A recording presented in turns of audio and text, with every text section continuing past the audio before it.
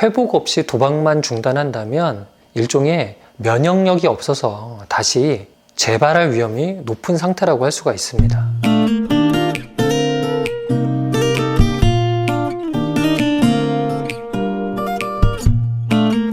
안녕하세요. 마음치유공간 여백의 여백직입니다.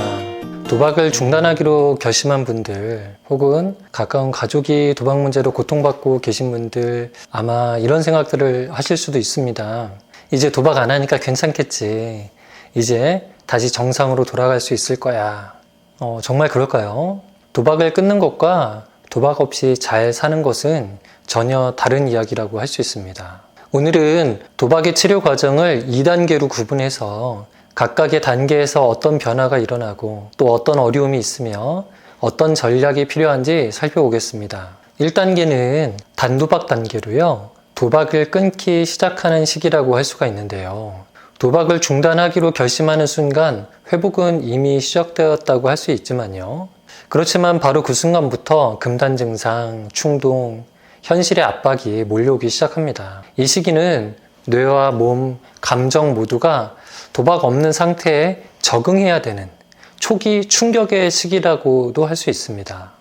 이 시기의 주요 과제는요, 어느 정도 강제성을 가지고 자신으로부터 도박을 차단하는 것이 중요합니다. 일단 도박 행동이나 자극을 차단하셔야 하는데요. 도박 앱을 차단하고 사이트 탈퇴하고 금융 처리 등에 대한 접근 방식을 차단하는 것도 방법이 됩니다. 필요하다면요, 핸드폰 사용을 제한하거나 핸드폰에서 인터넷 사용을 차단하는 방법도 있습니다.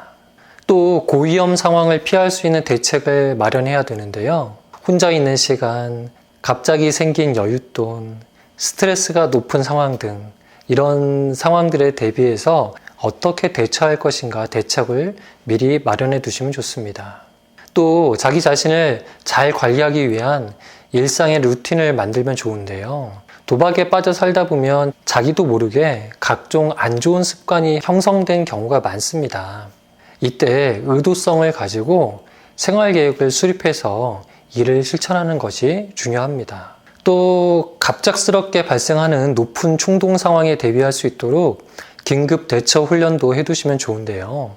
충동이 매우 높을 때 주의를 다른 곳에 두고 15분 정도 다른 일을 하거나 다른 사람에게 전화를 하거나 일지를 쓰거나 이러면서 충동을 좀 피할 수가 있습니다.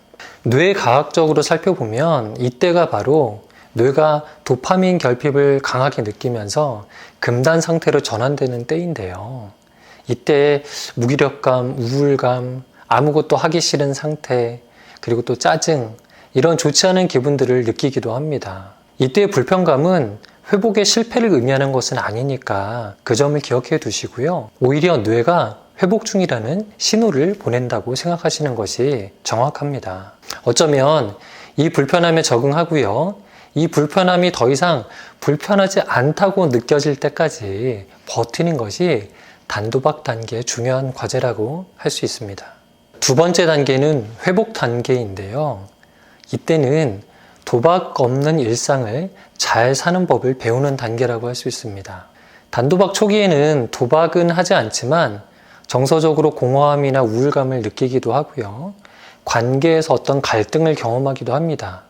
이 시기를 지나서 회복 단계에 진입했을 때는요, 단순히 도박을 하느냐 마느냐보다 자기 삶 전체를 다시 바라보는 과정이 필요합니다. 도박을 중단하는 것을 넘어서 자기의 감정을 조절하는 능력을 기르고 손상됐던 가족관계나 사회적 관계를 다시 회복하고요.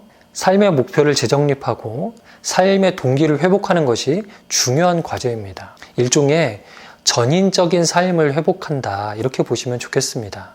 물론 이때도 금단 현상은 찾아오는데요. 그것은 중독이 사라진 빈자리를 다른 무엇으로 채우지 못했기 때문에 나타나는 현상입니다. 자신의 욕구를 잘 발견하고요. 건전한 방법으로 이를 충족하는 방법을 익히고 이를 실천해 가면서 일상의 행복을 채워가야 이런 금단 현상으로부터 자유로울 수가 있습니다.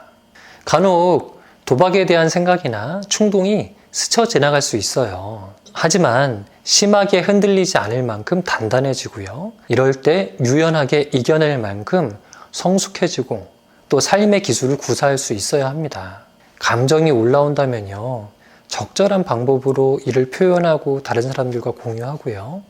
현실이 버거울 때 도피하기보다는 잠시 쉬었다가 직면하면서 대처하고요.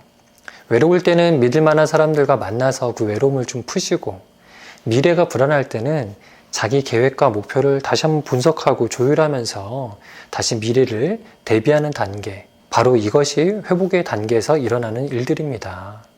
도박을 끊는 것도 정말 어려운 일이죠. 하지만 회복 없이 도박만 중단한다면 일종의 면역력이 없어서 다시 재발할 위험이 높은 상태라고 할 수가 있습니다.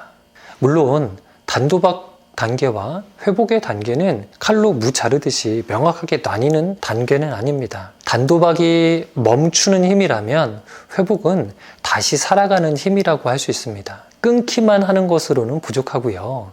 그 자리를 새로워진 건강한 나로 다시 채워야 합니다. 여러분은 지금 어디쯤 와 계신가요? 지금 이 순간 자신을 돌아보고요. 무엇인가 새로운 나의 모습에 도전하고자 하는 마음이 생겼다면 이미 회복은 시작된 것입니다.